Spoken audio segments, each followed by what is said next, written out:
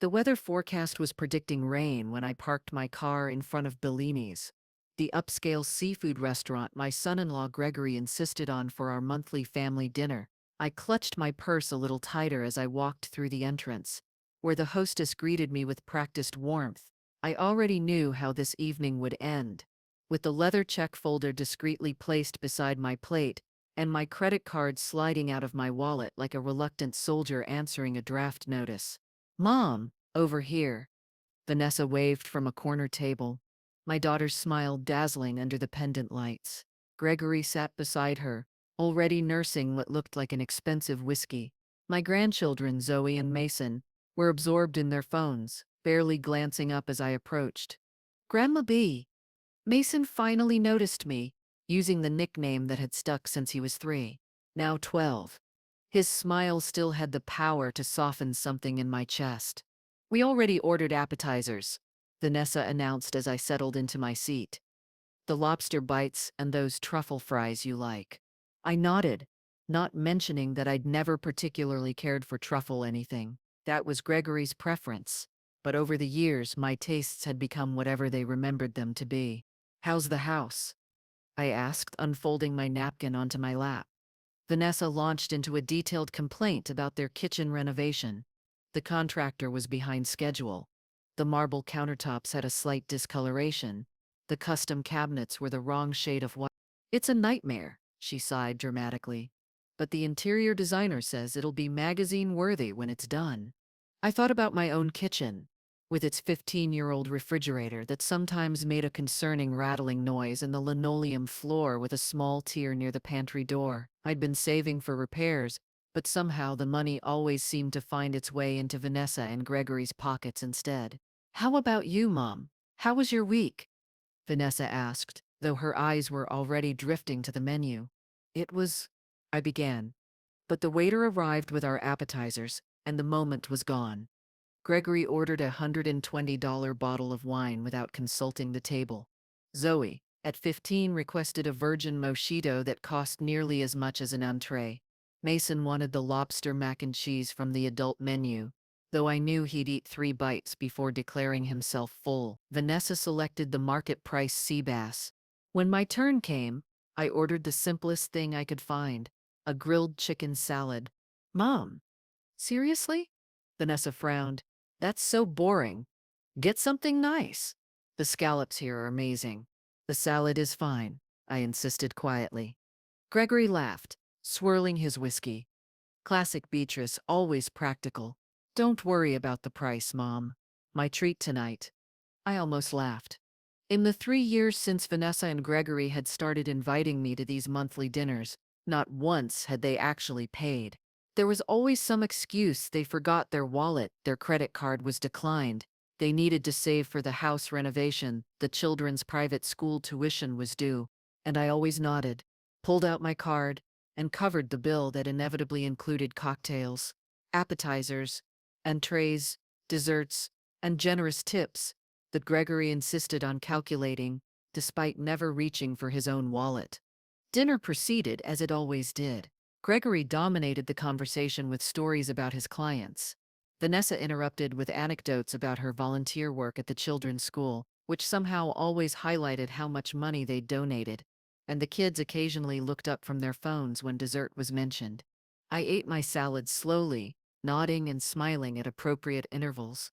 Raymond, my late husband, used to squeeze my knee under the table during uncomfortable dinner parties, our secret signal that meant hang in there. We'll laugh about this later. But Raymond had been gone for 8 years now, and there was no comforting pressure on my knee, no promise of shared private laughter later. When the check arrived, the waiter placed the leather folder discreetly at the edge of the table. For a moment, nobody moved. I stared at it, knowing what would come next. "Oh shoot," Gregory patted his pockets theatrically. "Babe, did I give you my wallet before we left?" Vanessa's eyes widened in mock surprise. "No, I thought you had it." I only grabbed my small clutch. She held up her tiny designer purse as evidence. "Mom," she turned to me, stretching the word into 2 elongated syllables. "We forgot our wallets, again." She laughed as if it were a charming quirk and not a calculated move they'd performed dozens of times. Mason and Zoe exchanged a quick glance. I wasn't meant to see. They knew the script, too. It's fine, I said automatically, reaching for my purse. I slid my credit card into the folder without looking at the total. It wasn't fine, of course. My checking account was hovering dangerously close to a level that would trigger overdraft fees, and I'd been putting off scheduling a dental cleaning because my insurance only covered part of the cost. But I'd been saying it's fine for so long that the words had lost all meaning. "You're the best, Mom." Vanessa leaned over and kissed my cheek, her expensive perfume momentarily overwhelming me. "We'll get it next time, for sure." The waiter returned with the receipt. I signed it quickly, adding the generous tip Gregory had loudly suggested. As we walked to the parking lot, Vanessa linked her arm through mine. "Oh, by the way," she said casually, "could we stop by Miller's Pharmacy on the way home? Zoe needs her prescription filled, and they close in 30 minutes." I nodded, already knowing who would be paying for that too. In the car, Vanessa chatted about her upcoming spa weekend with friends, while I drove to the pharmacy. The rain had started falling, light at first, then heavier, drumming against the roof of my aging Subaru. The windshield wipers squeaked slightly, another repair I'd been putting off.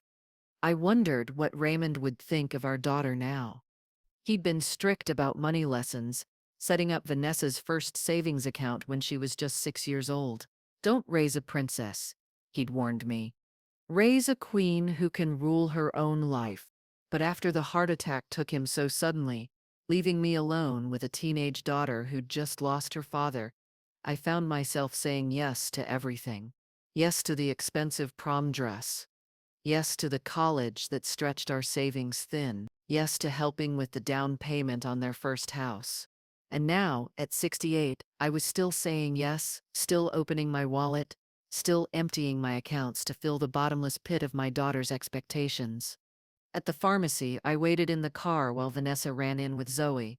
When they returned, Vanessa handed me the receipt without comment, and I tucked it into my purse alongside the dinner bill. "Thanks, Mom," she said absently, already scrolling through her phone. That night, after dropping them off at their sprawling two-story home in the manicured subdivision across town, I returned to my quiet ranch house. The porch light flickered, another item on my to-fix list, as I made my way inside. I kicked off my shoes and padded to the kitchen table.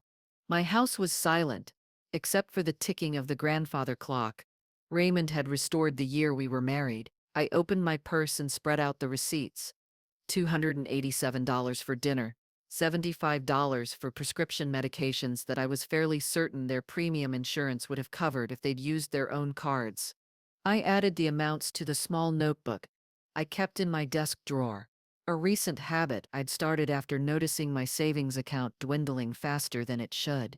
The running total for the past 6 months was enough to make my stomach clench.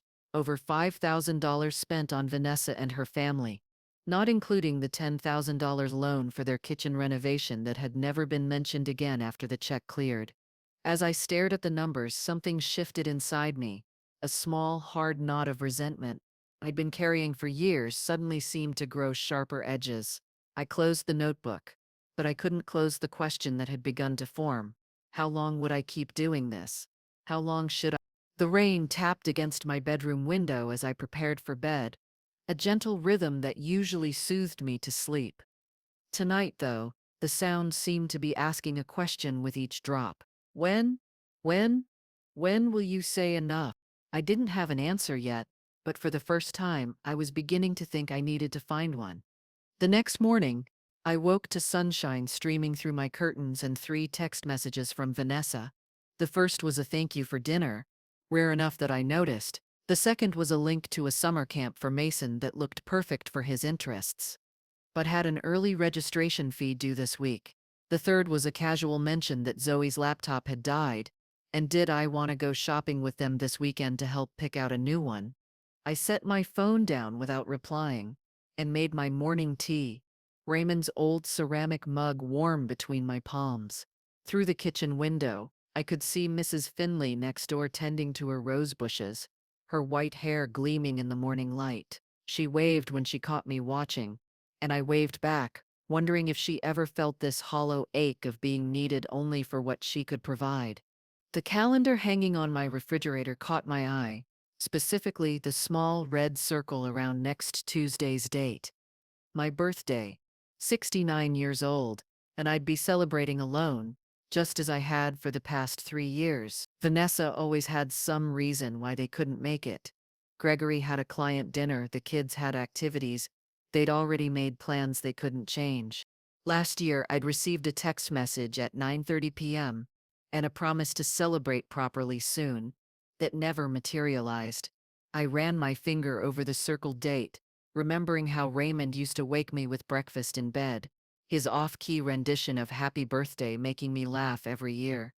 I pulled the notebook from my desk drawer and flipped through the pages until I found what I was looking for, the entry from February 15th, Vanessa's birthday. I'd taken the entire family to Riverside Grill, Gregory's favorite steakhouse where the cheapest entree started at 4. Dinner for 5 had cost 4. Then there was the spa gift certificate for Vanessa, $200. The designer sunglasses she'd been hinting about, 75.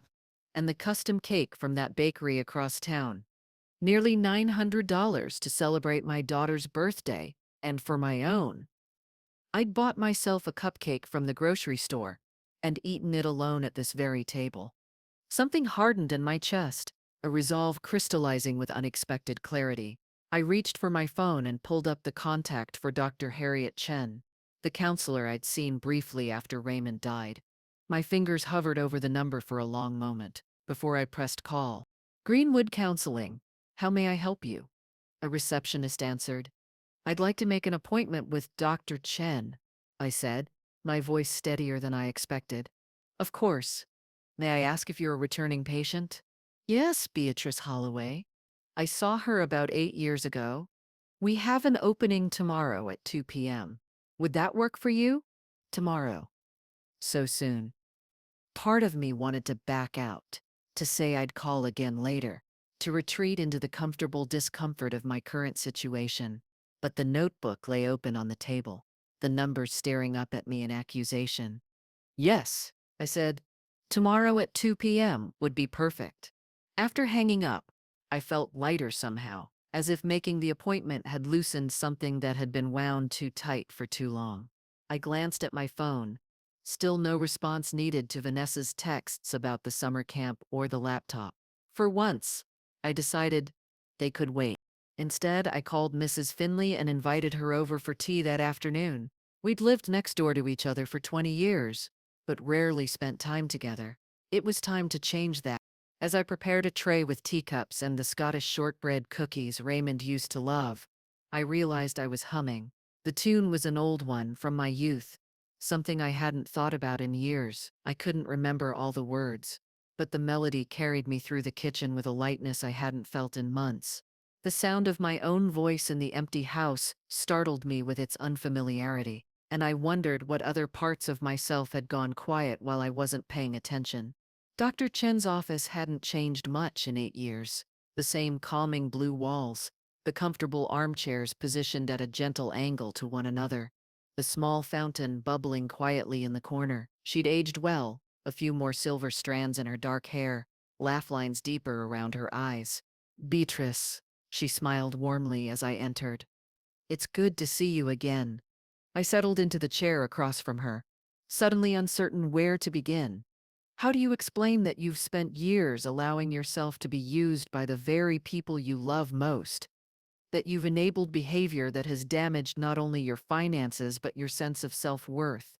I'm having trouble with boundaries, I said finally, with my daughter and her family. Dr. Chen nodded. Can you tell me more about that? The words came slowly at first, then in a rush. The monthly dinners, the forgotten wallets, the constant requests for money, the gifts, the prescriptions, the home repairs, the vacations I helped fund, but was never invited to join. As I spoke, I could hear how absurd it all sounded, how obviously I was being taken advantage of, yet I'd accepted it for so long, convinced myself it was normal, that this was what mothers did. And how does this make you feel, Beatrice? Dr. Chen asked when I finally paused. Tired, I admitted. Empty. Sometimes angry, but mostly just hollow. Those are understandable feelings. It sounds like you've been giving a lot without receiving much in return. I want to be there for my daughter, I said, the familiar justification rising to my lips. Since Raymond died, Beatrice, Dr. Chen interrupted gently. Vanessa is 40 years old. She has a husband who makes a good living, from what you've told me. This isn't about being there for your daughter through hardship. This is about being taken advantage of. The bluntness of her words made me flinch, but I couldn't deny their truth. I don't know how to stop it, I confessed. Every time I think about saying no, I worry about losing them. They're all I have left. Dr. Chen leaned forward slightly. Do you really have them now, Beatrice? Or do you just have the financial burden of them? The question hit me like a physical blow. I thought about my last birthday, spent alone, the holidays where I was invited to their home, but sat on the periphery of conversations.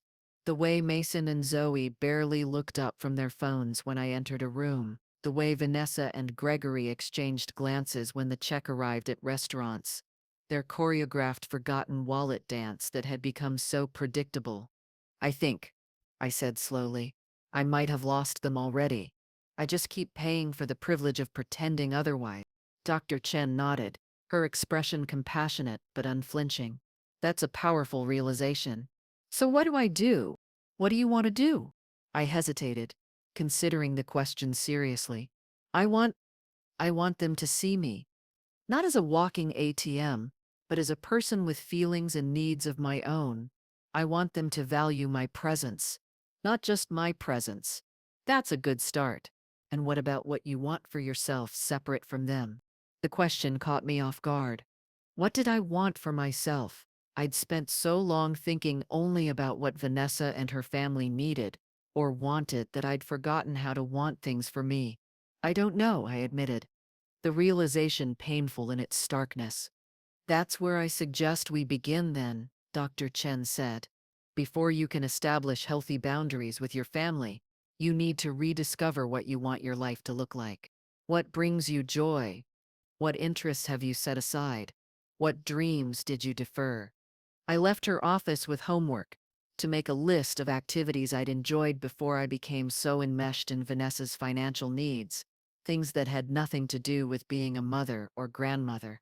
It sounded simple, but as I sat at my kitchen table that evening with a blank sheet of paper, the task felt monumental. What did Beatrice Holloway, separate from her roles as mother and grandmother, actually like to do? I closed my eyes and tried to remember who I'd been before the monthly dinners became a financial drain, before Vanessa's requests became demands, before I'd slowly erased myself in service to others. The woman Raymond had fallen in love with, who had interests and passions of her own. Slowly, I began to write. Painting, I used to set up an easel by the lake and lose hours capturing the play of light on water. Reading mystery novels. I'd been part of a book club that met at the library every third Thursday. Hiking. Raymond and I had explored every trail in the state park just outside town. Cooking. Not the dutiful preparation of meals, but the creative exploration of new recipes and techniques. Travel. We'd planned to visit all the national parks after retirement. The list grew longer, memories surfacing like treasures long buried. By the time I finished, I had 2 pages filled with the outline of a woman I'd almost forgotten existed. A woman with desires and curiosities that had nothing to do with meeting someone else's needs. I fell asleep that night with the list on my nightstand, and for the first time in months, I didn't check my phone for messages from Vanessa before turning out the light. The following weeks brought a subtle shift in my daily rhythms. I started small, a membership at the local library, where I joined a book discussion group that met on Tuesday mornings. I dug out my old watercolor set from the hallway closet and signed up for a refresher course at the community center. Each little step felt like a rebellion, a tiny reclamation of self. I found myself looking forward to my next appointment with Dr. Chen, eager to share these small victories. What I hadn't anticipated was Vanessa's reaction to my newfound unavailability. Book club? she repeated when I told her I couldn't watch the kids on Thursday afternoon. Since when do you read books, Mom? The dismissive tone stung, but I kept my voice even. I've always loved reading. Raymond and I used to read aloud to each other in the evenings. Well, couldn't you reschedule? Gregory has this work thing, and I already told the kids' school I'd help with the fundraiser planning committee. It's just for 3 hours. I'm sorry, I said, the words unfamiliar on my tongue in this context. I've already committed to the group. Maybe you could ask one of the other school parents to help. The silence on the other end of the phone stretched long enough that I checked to see if the call had dropped. Finally, Vanessa spoke, her voice tight. Fine, I'll figure something out. She hung up without saying goodbye, leaving me standing in my kitchen with the peculiar sensation of having both won and lost something significant. That night, I added another entry to my notebook.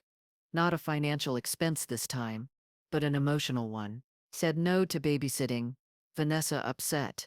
The following Tuesday, my birthday, dawned clear and mild. I'd made no plans with Vanessa and her family, deciding instead to treat myself to a day entirely of my own choosing. I started with breakfast at the small French cafe downtown that Raymond and I had discovered on our 20th anniversary, savoring a perfect croissant and rich coffee at a table for one. The waitress brought a small chocolate mousse with a candle at the end of my meal. The gentleman at the counter asked us to give you this, she explained. He said to tell you happy birthday. I looked over to see Thomas Everett, the retired high school principal who'd been in my watercolor class, raising his coffee cup in a small salute. The unexpected kindness from a near stranger brought tears to my eyes. My phone remained silent all morning. By noon, I'd given up expecting any acknowledgement from Vanessa or the grandchildren. I visited the botanical gardens, taking my time in the butterfly pavilion, then treated myself to a new mystery novel from the bookstore and a pair of comfortable walking shoes I'd been eyeing for months. At 3:45 p.m., just as I was returning home with my purchases, my phone finally chimed with a text message from Vanessa. Happy birthday, Mom. Sorry, crazy day. Call you tonight, X. No plans to see me. No mention of a gift or card. Just a hasty text sent late in the afternoon, probably when Facebook had reminded her of the date. I set the phone down without replying and went to my closet, where I'd hidden a small cake from my favorite bakery. I carried it to the kitchen table, lit a single candle, and sang happy birthday to myself in a quiet voice. The house felt emptier than usual, the silence heavier. But as I cut a slice of the rich chocolate cake, my favorite, not Vanessa's, I realized something important. The hollowness I felt wasn't new. It had been there during last year's forgotten birthday, and the year before that. The only difference was that now I was finally allowing myself to feel it, to acknowledge the pain instead of pushing it down and making excuses. Progress, Dr. Chen would call it. Painful, but progress nonetheless. My phone rang at 8:30 p.m. Vanessa, finally calling as promised. I answered, keeping my tone neutral. Hi, sweetie. Happy birthday, Mom. She sounded rushed. Television noises in the background. Sorry it's so late. This day has been insane. Thank you, I said simply. So, did you do anything special? The question was perfunctory, her attention clearly divided. Actually, yes. I had breakfast at Bellefleur Cafe, visited the botanical gardens, and bought myself some new shoes. That sounds nice, she said, in a tone that suggested she found it anything but. Listen, I wanted to talk to you about Mason's summer camp. The registration fee is due this Friday, and it's $850 for the 2-week program. It would be such a great experience for him. They do all this outdoor adventure stuff and science projects. Could you cover it? We're still dealing with the kitchen renovation costs. And there it was. Not, I wish we could have celebrated with you, or let's make plans to have dinner this weekend. Just another request for money, tacked onto a birthday call that had already come 5 hours late. The words I'd rehearsed with Dr. Chen rose to my lips, surprisingly steady. I'm afraid I can't do that, Vanessa. A beat of silence. What do you mean? You can't? It's for Mason's enrichment. You always say how important education is. I know and I agree. but I've spent a lot on your family recently, and I need to be more careful with my finances right now. Vanessa's tone shifted instantly from casual to sharp. Mom, it's just $850. It's not like we're asking for thousands of dollars. I almost laughed at the absurdity of her statement. If she'd seen my notebook, she'd know that they had indeed asked for and received thousands of dollars from me over the past year alone. I'm sorry, I said again, finding the phrase easier to say the second time. I'm not able to cover the camp fees. Is this because we didn't make a big deal about your birthday? I told you I've been swamped with the fundraiser committee. No, Vanessa. This is about me needing to take care of my own financial security. She scoffed. Since when are you worried about money? You own your house outright, and Dad left you well provided for. The implication was clear. In her mind, my money was essentially their money, waiting to be claimed whenever needed. I've been subsidizing a lot of expenses for your family, I said carefully. The dinners every month, the prescriptions, the home repairs, the vacations. It adds up. So you've been keeping score? Her voice had taken on the wounded tone I knew well, the one that had always made me back down in the past. That's what family does, Mom. We help each other. I can't believe you'd throw that in my face. I took a deep breath. I'm not throwing anything in your face. I'm just saying I can't cover the camp fees right now. Fine, she snapped. I guess Mason just won't get to go then. I'll be sure to tell him why. The emotional manipulation was so transparent it almost took my breath away. How had I never seen it this clearly before? Vanessa, I said quietly, that's between you and Mason. I love you, but I need to set some boundaries around money. Boundaries? What is that supposed to mean? The television sounds in the background had gone silent. It means I need to take care of myself too. I've been neglecting my own needs to meet everyone else's. Is this coming from that therapist you're seeing? Gregory said he saw you coming out of that office building on Cedar Street. So they'd been watching me. The thought made me uneasy. My decision about the camp fees stands, I said, not taking the bait. I love you. We can talk more later if you'd like. I ended the call before she could respond, my hands trembling slightly as I set the phone down. The confrontation had been uncomfortable, but underneath the anxiety, I felt something unexpected, relief. I had said no, and the world hadn't ended. Vanessa was angry, but I was still breathing, still here. I cut myself another slice of birthday cake and ate it slowly, savoring each bite. The house was quiet, but for the first time in a long while, the silence felt less like loneliness and more like peace. That night, in my journal, I wrote, "Today I gave myself the best birthday gift possible, the permission to say no." The fallout from my refusal to pay for Mason's summer camp was swift and predictable. Vanessa didn't call for over a week, and when she did, her voice carried the brittle edge of someone who felt entitled to an apology she wasn't receiving. "We've decided to send Mason to the day camp at the YMCA instead," she informed me, the implication clear that this was a significant downgrade from the adventure camp I declined to fund. "It's not the same, but we're making do." I made sympathetic noises while inwardly wondering why the YMCA camp was presented as such a hardship. Raymond and I had sent Vanessa to the same program when she was young, and she'd loved it. "We're still planning on dinner at Trattoria Milano next Friday," she continued. "Gregory made reservations for the casual way she mentioned it, not asking if I was available or interested, just assuming I would appear at the designated time and place, highlighted how one-sided our relationship had become. In the past, I would have immediately agreed and rearranged any conflicting plans. This time, I consulted the calendar on my refrigerator before responding. "I actually have my painting class that evening," I said. "It runs until 8. Vanessa's sigh carried clearly through the phone. "Can't you skip it just this once? Gregory specifically requested this restaurant because they have that seafood platter you like."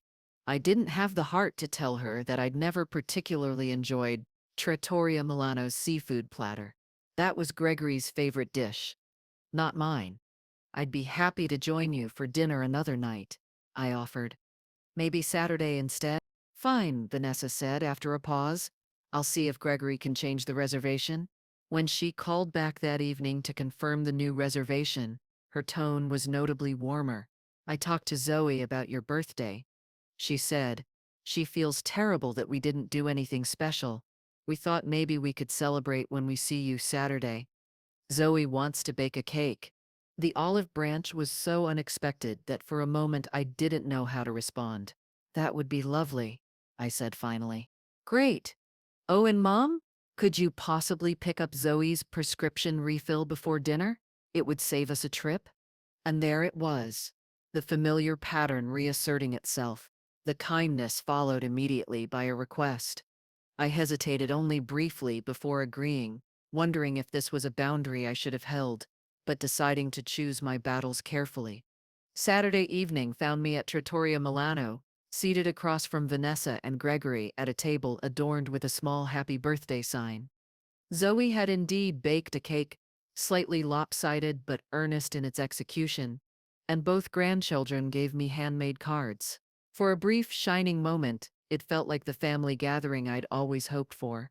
Then the menus arrived and Gregory ordered his usual expensive bottle of wine and multiple appetizers.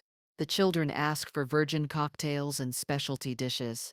Vanessa chose the surf and turf special. I selected a reasonably priced pasta dish, already mentally calculating the total that would appear on the bill later. The conversation flowed more easily than usual. Zoe told me about her school art project, showing genuine interest when I mentioned my painting class. Mason, usually glued to his phone, asked questions about the book I was reading for my club. Even Gregory seemed less dismissive, asking about my garden plans for the spring. When the check arrived, I tensed automatically, waiting for the familiar charade of padded pockets and surprised expressions. Instead, Gregory reached for the leather folder. I've got this one, he said, sliding his credit card inside without looking at the total. Vanessa beamed at him, then at me. We thought it should be our treat for your birthday, Mom. The simple gesture, paying for a meal they'd invited me to, shouldn't have felt as momentous as it did. That it came as such a surprise only highlighted how abnormal our previous arrangement had been. Thank you, I said, the words catching slightly in my throat. That's very thoughtful. As we walked to the parking lot, Vanessa linked her arm through mine, leaning close to whisper, I'm sorry about the camp thing. I shouldn't have put that on you. The apology was so unexpected that I almost stumbled. Thank you for saying that. We're doing okay, she continued. The kitchen is almost finished, and Gregory got that promotion he was hoping for. We just got used to you helping out, I guess. I squeezed her arm gently. I'm always happy to help when I can. I just need to be more careful about my own finances, too. She nodded, and for a moment I allowed myself to hope that perhaps things were changing, that the boundaries I was trying to establish were being recognized and respected. That hope lasted exactly 8 days. I was just returning from my book club meeting when my phone rang. Gregory, not Vanessa, which was unusual enough to make me answer immediately. Beatrice, he began without preamble. We have a bit of a situation. The refrigerator finally died completely, and all the food is spoiling. We need to get a new one ASAP, but with the kitchen renovation costs, we're tapped out this month. Any chance you could help us out? Just a loan until my bonus comes through next quarter. The familiar request, the casual assumption that I would say yes, the framing as a temporary loan that we both knew would never be repaid. It was all so predictable that I almost laughed. I'm sorry to hear about the refrigerator, I said carefully. That's definitely an urgent situation. So you'll help? His relief was audible. Actually, I don't think I can right now. Have you considered one of those 12-month no-interest financing deals that most appliance stores offer? The silence on the other end of the line stretched for several seconds. Gregory? Yeah, I'm here, he said, his tone distinctly cooler. I guess we could look into that. Just thought family would be the easier option. I understand, I said. But as I mentioned to Vanessa, I need to be more careful with my finances right now. Right, he said shortly. Well, thanks anyway. The call ended abruptly. leaving me with the familiar mixture of guilt and relief that seemed to accompany each small stand I took. Later that evening, Vanessa called, her voice tight with controlled anger. "So you wouldn't help with the refrigerator?" I suggested the store financing option. I reminded her gently, "Mom, those things are full of hidden fees and traps. You know that." I didn't point out that responsible credit use wouldn't involve such pitfalls, or that a dual income household like theirs should have an emergency fund for exactly these situations. "I'm sorry, Vanessa. I just can't right now." "Can't or won't?" she challenged, "because it seems like you've suddenly decided to cut us off completely." "That's not what's happening," I said, trying to keep my voice level. "I'm just being more careful about large expenditures. A refrigerator isn't a luxury, Mom. It's a necessity. I know that, and I'm not saying you shouldn't get one. I'm just saying I'm not in a position to fund it right now." "Fine," she snapped. "I guess we'll figure it out ourselves. But don't expect us at dinner next month. We'll be too busy working extra hours to cover the costs you used to handle without question." The emotional manipulation was so blatant it was almost comical. "Almost. I understand," I said, not rising to the bait. "I love you, Vanessa." She hung up without responding. I sat at my kitchen table for a long time afterward, my untouched tea growing cold. The initial sting of her anger faded gradually, replaced by a strange sense of clarity. Each refusal was getting easier, each manipulation more transparent. The guilt still came, but it no longer overwhelmed me.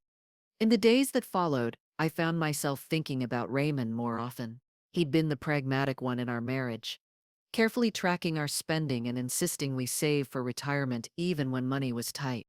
"We can't be Vanessa's safety net forever," he'd say. "The greatest gift we can give her is the ability to stand on her own." I'd always been the softer touch, slipping extra money into her college care packages, secretly paying off her first credit card when she overspent as a sophomore. I thought I was protecting her from hardship. Now I wondered if I'd been protecting her from growth instead. Dr. Chen called this enabling, a word that felt harsh but accurate. I'd been enabling Vanessa's financial dependence for years, long after she should have established her own stability. The realization didn't make the silence from her any easier to bear. 3 weeks passed with no calls, no texts, no family dinners. I found myself jumping whenever the phone rang, hoping it might be her, but it never was. Instead, I threw myself into my rediscovered interests with a determination that surprised even me. The watercolor class evolved from a casual hobby into a genuine passion. My instructor, Judith, praised my attention to light and shadow, suggesting I consider displaying work in the community center's upcoming art show. "You have a unique perspective," she told me, studying a landscape I'd painted of the lake at sunset. "There's both melancholy and hope here. It's quite moving." I wasn't used to praise unrelated to my roles as mother or grandmother. It felt foreign but wonderful, like discovering a new flavor in a familiar dish. The book club provided something equally valuable: friendship. Not the surface level interactions I'd grown accustomed to with the other grandparents at school functions, but genuine connections based on shared interests and thoughtful conversation. Marian, a retired English professor with a dry wit and collection of statement brooches, invited me to join her weekly walking group. Thomas from my watercolor class began saving me a seat, his quiet presence comforting without demands. Slowly, my days filled with activities and people who valued me for who I was, not what I could provide.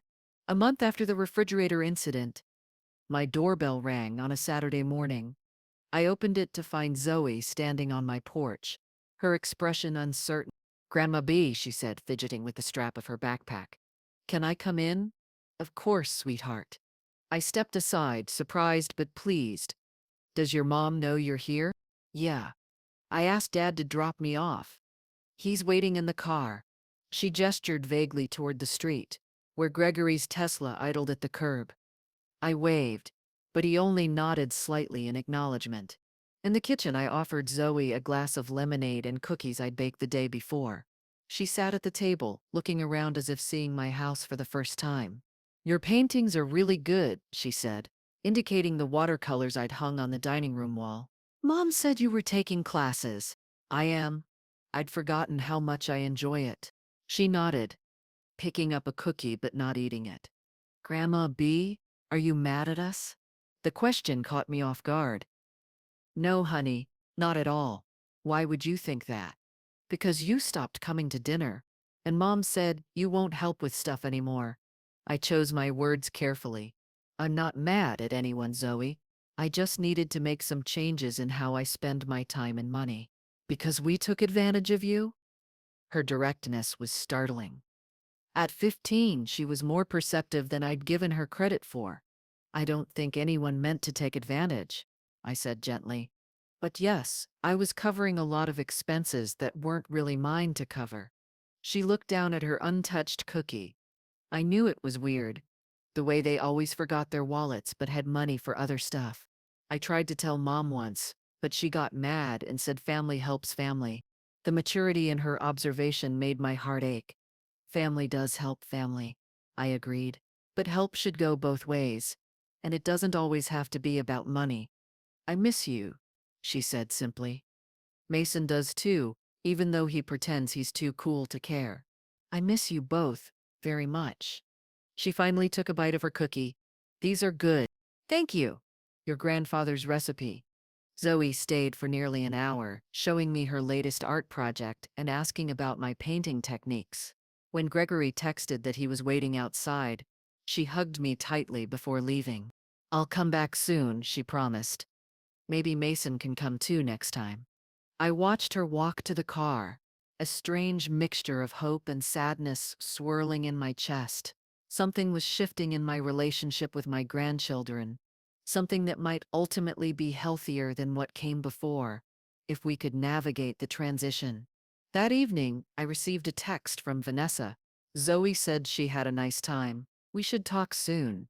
The message was brief, but it felt like the first crack in a wall of silence that had begun to feel impenetrable. I replied simply, I'd like that. I'm free for coffee Tuesday afternoon. Tuesday came, and with it a nervousness I hadn't anticipated. I arrived at the cafe early, selecting a quiet table by the window. When Vanessa walked in, I was struck by how tired she looked, the carefully maintained facade showing small cracks around the edges. Hi, Mom, she said, sliding into the seat across from me. Thanks for meeting me. Of course. It's good to see you. The awkward small talk of estranged family members filled the first few minutes. Comments about the weather, observations about the cafe's decor, updates on the children's activities. Finally, after our coffee arrived, Vanessa set her cup down with a sigh. I owe you an apology, she said, the words clearly difficult for her. I've been thinking a lot about everything. The dinners, the money, all of it. Zoe made me see how it must have looked from your perspective. I waited, giving her space to continue. We did take you for granted, she admitted. I don't think we meant to at first, but it became so easy to just assume you'd cover things, and you never said no. So, so you thought it was okay, I finished when she trailed off. Yes. She stared into her coffee. But it wasn't. Was it? No, I said gently. It wasn't. The thing is, Mom, we're okay financially. The kitchen renovation was a stretch, but Gregory's promotion came with a good raise. We didn't need you to pay for those dinners or Mason's camp or any of it. We just got used to it. The admission hung between us, honest in a way our relationship hadn't been for years. I appreciate you telling me that, I said carefully. It couldn't have been easy. It wasn't. And I'm sorry for how I reacted when you started setting boundaries. That wasn't fair. I reached across the table and squeezed her hand briefly. Thank you. I'm sorry, too, for not being clearer about my feelings sooner. I should have spoken up years ago. So where do we go from here? Vanessa asked. It was the question I'd been asking myself for weeks. I think we start fresh, I suggested. Get to know each other as the adults we both are now, not just as mother and daughter. Vanessa nodded slowly. I'd like that. And I want the kids to have a real relationship with you. not just as the grandmother who buys them things, but as someone they actually know. I'd like that too, I said, a lump forming in my throat. Very much. The conversation wasn't magical. There were still awkward moments and unresolved tensions. But as we parted with a tentative hug, I felt something I hadn't experienced with Vanessa in a long time: hope. Over the next few months, a new pattern emerged. Family dinners continued, but at more modest restaurants, where we each paid for our own meals or took turns treating. Zoe and occasionally Mason visited on weekends, showing genuine interest in my painting and sometimes joining me on short hikes at the nature preserve. Vanessa still slipped occasionally, making comments about expenses or hinting at financial help. But now, I could gently redirect those conversations without the paralyzing fear that setting a boundary would mean losing my family entirely. My birthday the following year arrived with little fanfare but genuine acknowledgement. A small gathering at my house, where Vanessa brought a homemade cake, and the children presented thoughtfully selected gifts that reflected my interests, not theirs. It wasn't perfect. Relationships rarely are, but it was honest in a way our interactions hadn't been for years. The most significant change, though, was in me. My calendar now filled with activities that brought me joy: painting classes, book discussions, hikes with my new walking group, occasional day trips with Thomas, whose quiet companionship had evolved into a valued friendship. My financial situation stabilized and then improved as I invested in myself rather than subsidizing Vanessa's lifestyle. I finally scheduled that long-delayed dental work, replaced my aging water heater, and even began planning a trip to Yellowstone, the first of the national parks Raymond and I had dreamed of visiting together. When Dr. Chen and I concluded our regular sessions, she asked what I had learned from our time together. I thought this was all about setting boundaries with Vanessa, I told her, but really it was about finding myself again. I had to remember who Beatrice Holloway was before I could ask others to see me too. She smiled. And who is Beatrice Holloway? I considered the question, thinking about the woman who now looked back at me from the mirror each morning, a woman with paintbrushes in her pocket, hiking boots by the door, and a quiet confidence that had nothing to do with being anyone's mother or grandmother. She's still figuring that out, I said, but she's enjoying the process.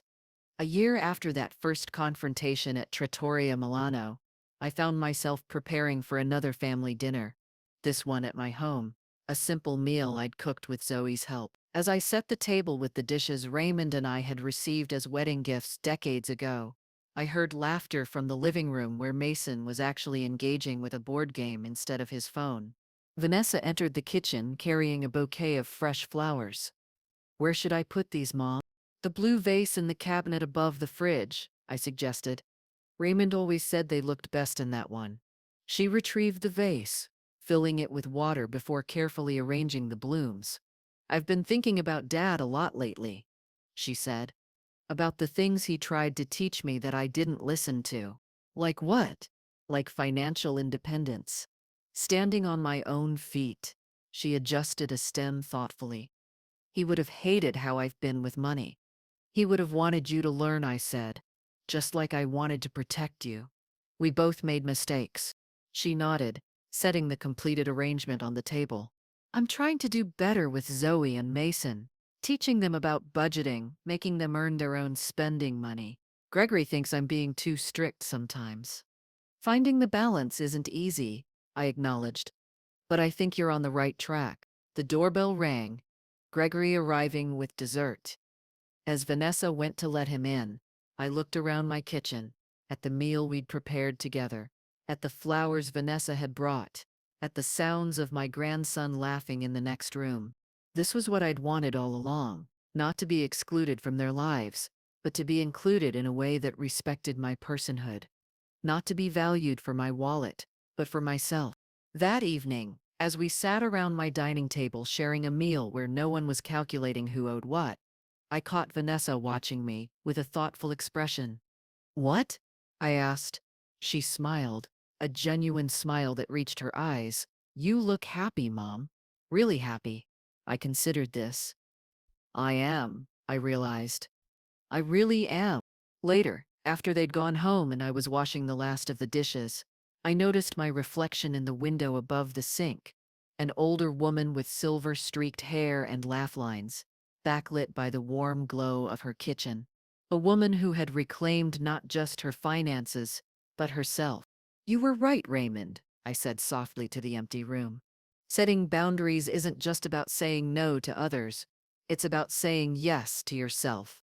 The house was quiet as I dried my hands and turned off the lights, but the silence no longer felt like loneliness. It felt like peace, the kind that comes from knowing exactly who you are and what you're worth. Outside, the stars scattered across the sky like diamonds on black velvet. I stood on my porch for a moment, breathing in the night air, grateful for the journey that had brought me here, to this moment of quiet contentment, to this version of myself that had been waiting patiently to be rediscovered. It hadn't been an easy road. There had been tears and anger, guilt and resentment. But standing here now, I wouldn't have chosen any other path. Every difficult conversation, every boundary set, every moment of standing firm had led me to this place of authenticity and self-respect. As I turned to go inside, I caught sight of my easel by the window, a half-finished painting waiting for tomorrow's light. My book lay open on the side table, a mug of tea beside it. Small touchstones of a life reclaimed, piece by piece. This, I realized, was what it meant to truly provide for yourself, not just financially, but emotionally and spiritually too. To recognize your own worth and insist that others recognize it as well. To understand that real love doesn't drain you dry, but fills you up instead. I closed the door behind me, stepping into the embrace of a home that felt, finally, completely my own. Tomorrow would bring its own challenges and joys, but for now, this moment was enough. This quiet triumph of self-discovery, this peaceful knowledge that I had found my way back to myself at last. And that, more than anything money could buy, was the greatest treasure of all.